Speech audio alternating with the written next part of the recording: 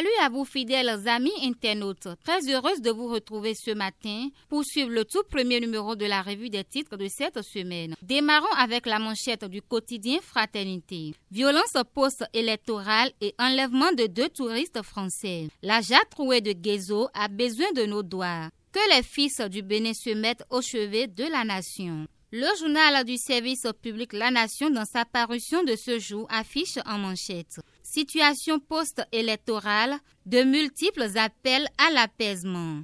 Les déclarations de la CEDEAO, des Nations Unies et de l'Union européenne sont à lire à la page 5 du quotidien.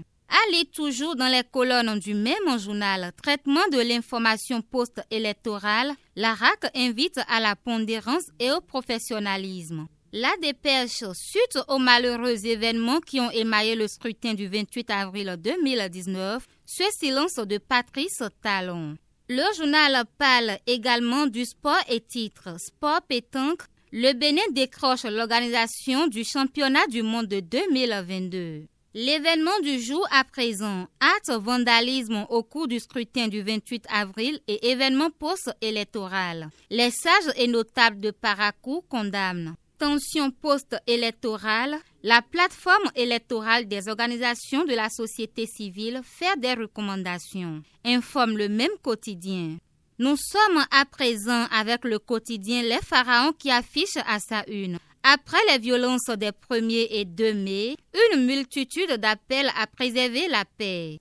On parle également accident de circulation à Boycon avec le même quotidien. Le confrère nous informe qu'un bus de la Poste a fait 2 morts.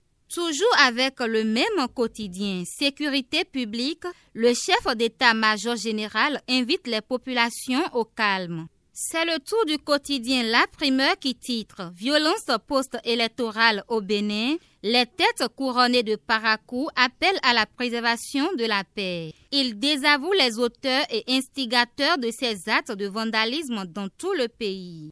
Allez toujours dans les colonnes du même journal Miss Estudiantine 2019, la plus belle étudiante sera connue le 11 mai prochain. L'événement précis à présent. Violence suite aux législatives, des auteurs d'actes de vandalisme jetés en prison. Après la proclamation des résultats de la Cour constitutionnelle, la nouvelle assemblée s'installe le 16 mai prochain. Au pied du même journal Pak Pandjari, un corps retrouvé, 2 touristes français enlevés. Les recherches se poursuivent selon le ministre de l'Intérieur Saka Lafia. L'événement précis cède sa place au quotidien Les 4 vérités qui affiche en manchette. Supposé acte de violence des partisans du bloc républicain à Lokossa. De l'intorse pour salir l'honorable Rosine Dainho. Le journal titre également « Violence post-électorale au Bénin », l'ONU, l'Union européenne, l'Union africaine et Social Watch Bénin appellent à la recherche des solutions par le dialogue. Échauffourée autour de l'intronisation d'un chef traditionnel à Kéro. 2 morts, des blessés dont des policiers et un maire, informe le même quotidien. Le Progrès fait place et titre « Contre les violences post-électorales, le gouvernement donne des instructions.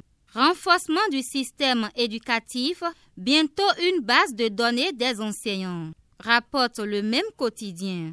Nous allons mettre un terme à la une des journaux de ce jour avec le quotidien La Presse du jour. Renforcement du système éducatif béninois en personnel, le gouvernement engagé a fini avec les classes sans enseignants. Le journal titre également « Incidents et violences perpétrées au Bénin ». La CEB condamne ces actes et invite à renouer le dialogue. Et c'est la fin de la une des journaux de ce jour. Merci de prendre le rendez-vous et à très vite.